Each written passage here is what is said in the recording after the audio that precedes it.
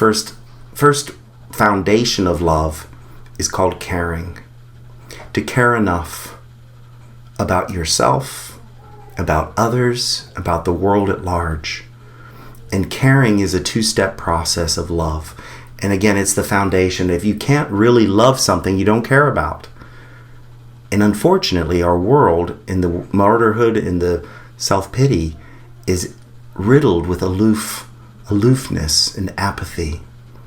To be apathetic, to be aloof, to not care. I don't care. Whatever happens, I don't care, is a defense mechanism to try to avoid the pain of knowing that if I care, I might get hurt. I might get rejected. I might get, betrayed or abandoned. And so I go into that aloofness and that apathy, which is what the ego would like to do to try to placate itself. But the antidote to that is to open up to care. And that involves two steps. The first step of caring is to pay attention to the needs of someone or something, to pay attention to your needs, to pay attention to the needs of your loved ones, to pay attention to the needs of your pets is the first step to caring, paying attention. The second step is to give in such a way as to produce greater security, first chakra, and greater pleasure, second chakra. So that thing, that pet, that person, yourself, can grow, to evolve, to become more of itself. As an example, you come home from work and you notice that your dog is, circling you, and you pay attention to its need for food, and you give it food for it to continue to feel greater security, for greater pleasure, and to grow and to evolve and to become more of itself. That's an act of caring. To pay attention to your needs and to give to yourself to make you feel greater security and pleasure is an act of caring. And likewise with another person.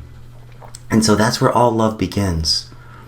And being loved is so much more than this. This is the foundation of giving and receiving love.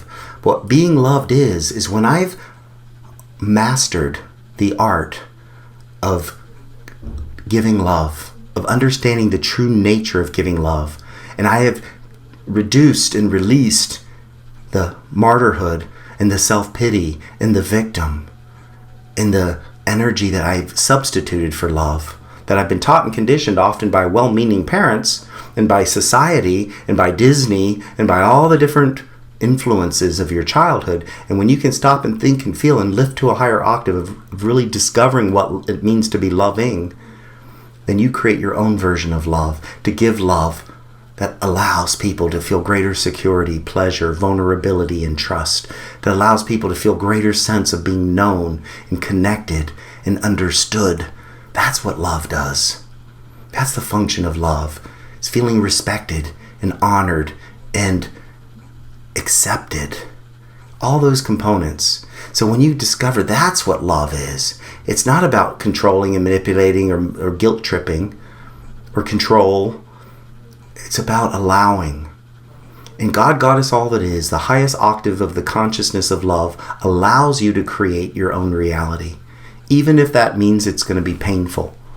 Because knowing that you will eventually learn and grow and evolve, it allows you to go through those experiences of separation, because you need the contrast to learn what true love is.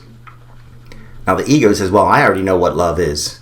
It's to suffer, it's to sacrifice, it's to do without, it's to, feel indebted, it's to over give and to give to others, and it's better to give than to receive, so don't receive.